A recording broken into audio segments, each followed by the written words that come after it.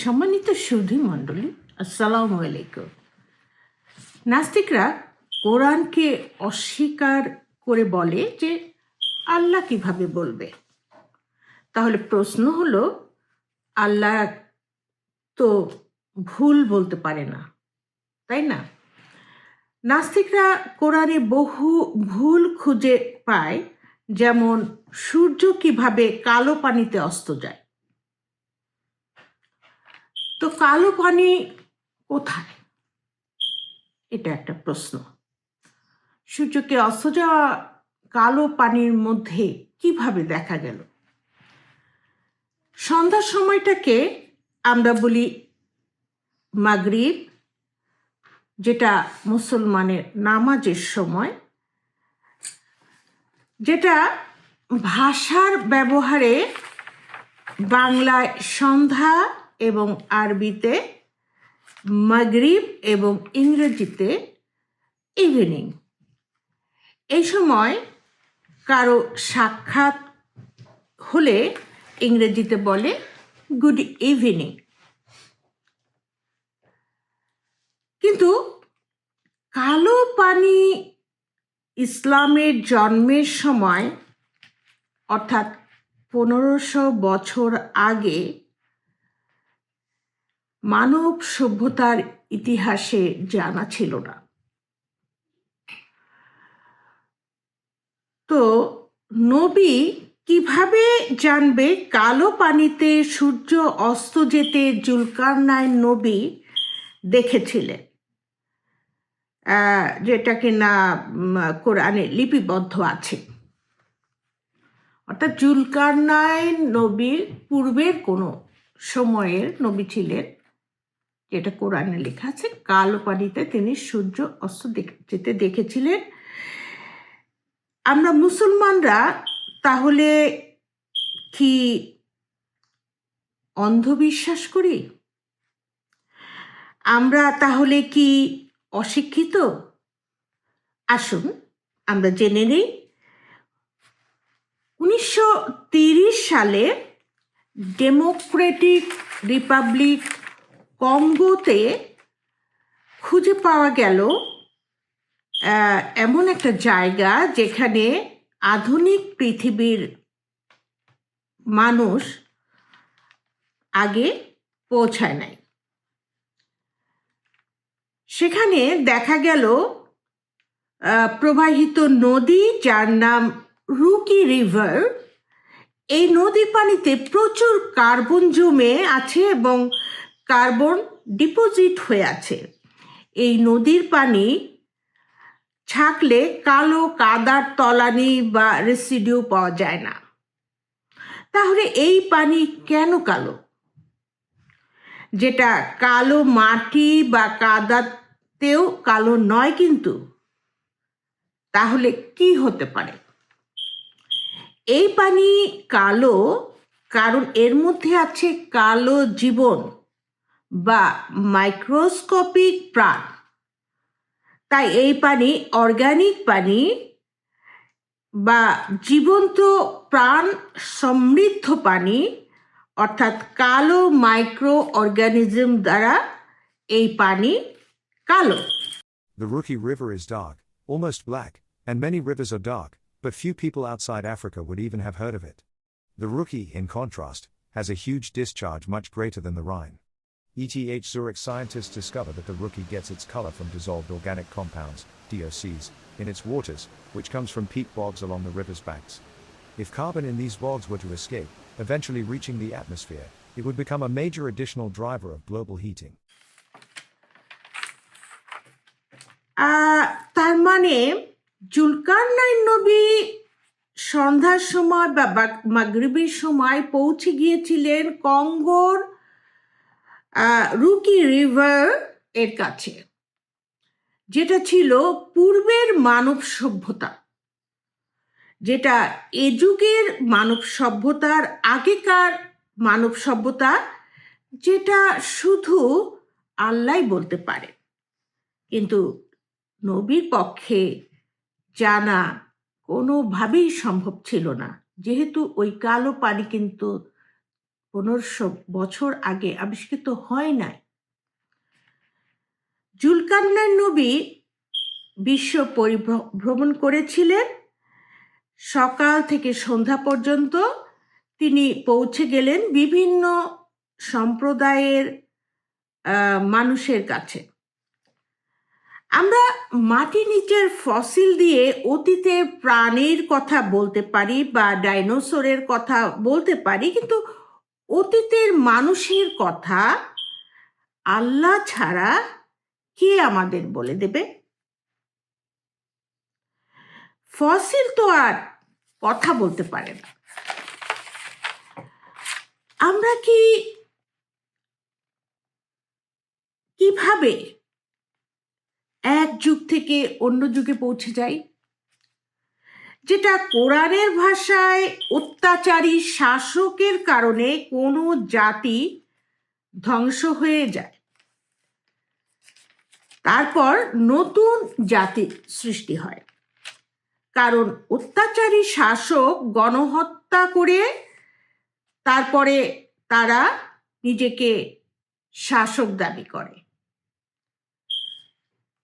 যেটা 2024-এর 5ই আগস্ট শেখ হাসিনা গণহত্যা করে পালিয়ে যাওয়ার পরও এখনো নিজেকে প্রধানমন্ত্রী দাবি করছে। এই চরিত্রটা অত্যাচারী শাসকদের চরিত্র, যারা গণহত্যা করে, এবং এভাবেই কিন্তু পৃথিবীতে পাপ সৃষ্টি, পাপের মাধ্যমে একটা জাতি ধ্বংস হয়ে যায় এবং আল্লাহ তখন নতুন জাতি সৃষ্টি করে। যেটা আমরা বলতে পারি যে 2025-এর 26শে মার্চের স্বাধীনতা বাংলাদেশে পৃথিবীর বুকে সম্মান করে দিয়েছে, সম্মানের জায়গা, যেটা ভারতের দাসত্ব হতে মুক্ত। এভাবেই আল্লাহ অত্যাচারী শাসকের দ্বারা ধ্বংসপ্রাপ্ত জাতি থেকে সম্মানিত জাতির সৃষ্টি করেন।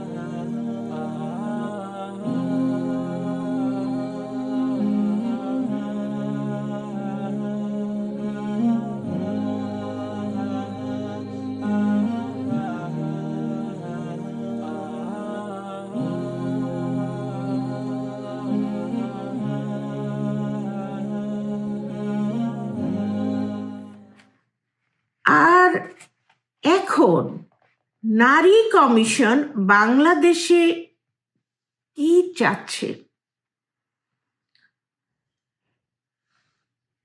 আপনাদের মনে রাখতে হবে, এটা কিন্তু নতুন সৃষ্টি জাতি, ধ্বংসপ্রাপ্ত জাতি, অর্থাৎ অত্যাচারী শাসক কিন্তু গণহত্যা করে পালিয়ে গিয়েছেন, অর্থাৎ সেই মনোবৃত্তির জাতিগোষ্ঠী আর থাকতে পারবে না। কিন্তু আপনারা কি করছেন? এখন নারী কমিশন বাংলাদেশে চাচ্ছেন যে পতিতাবৃত্তির লাইসেন্স। দেশে কি খাবার দাবারের এত অভাব যে মুসলমান সমাজের পতিতা লাইসেন্স দিতে হবে? মেয়েদের যদি খাওয়াতে না পারেন তো মুসলমান সমাজের পুরুষরা সব মরে যান আপনারা। কারণ আপনারা আপনাদের মেয়েদের রক্ষা করতে পারবেন না, খাওয়াতে পারবেন না, পতিতাবৃত্তির লাইসেন্স যাবেন।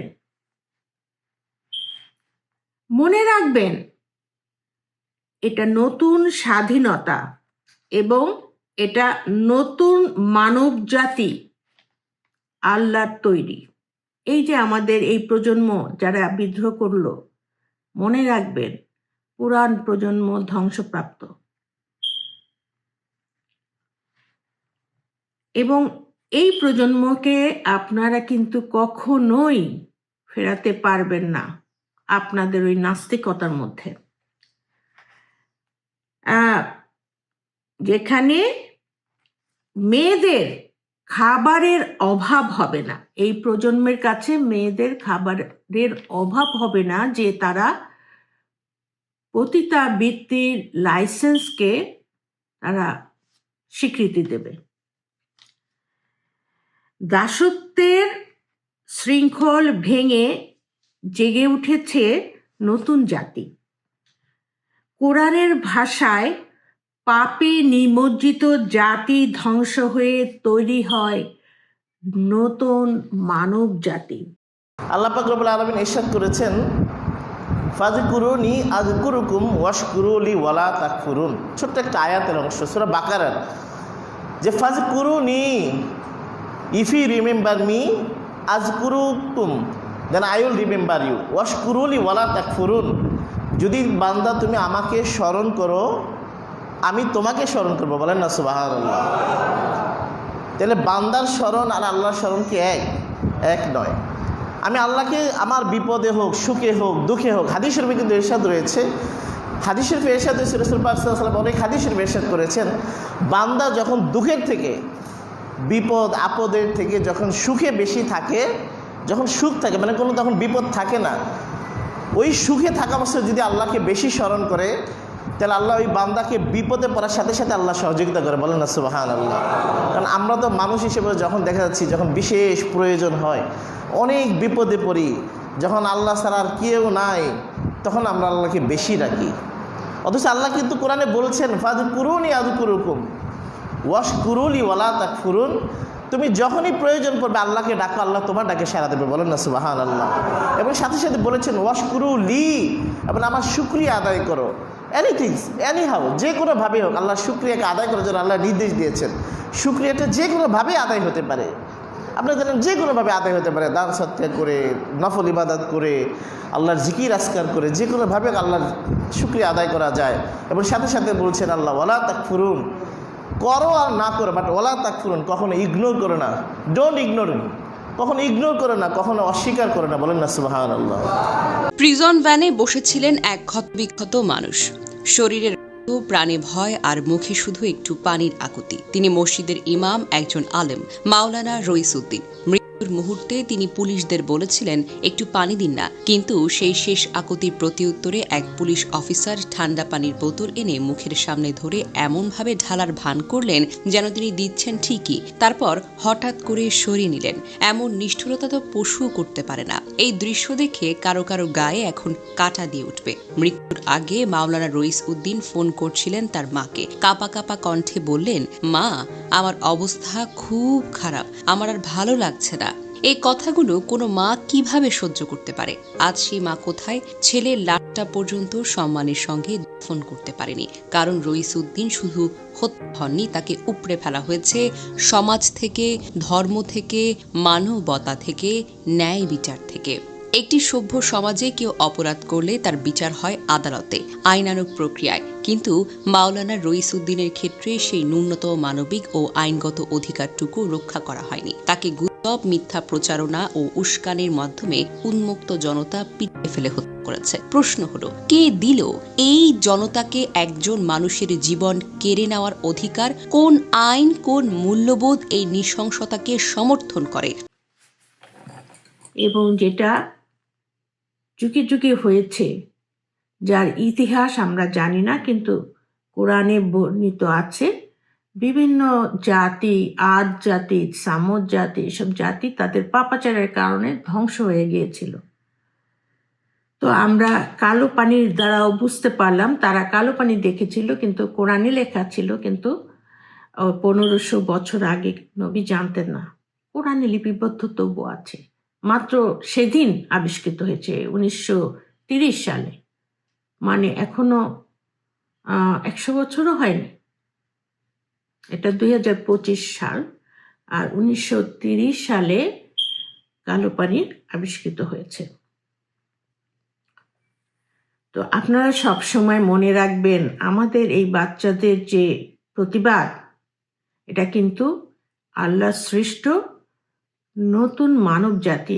আপনারা তাদের সাথে চ্যালেঞ্জে যাবেন না। আপনারা কখনো আপনাদের পুরাতন সেই আওয়ামী লীগের যে কথাবার্তা, যে আলেমদের জঙ্গি বলে জেলখানায় ঢুকিয়ে দেবেন, মেরে ফেলবেন, কেটে ফেলবেন, জঙ্গি জঙ্গি, বন্ধ করুন এসব। মানুষ কখনো জঙ্গি হয় না, মানুষ হয় স্বাধীনতাকামী। ধন্যবাদ। প্লিজ চ্যানেলটি সাবস্ক্রাইব করুন। আপনাদের মূল্যবান সময়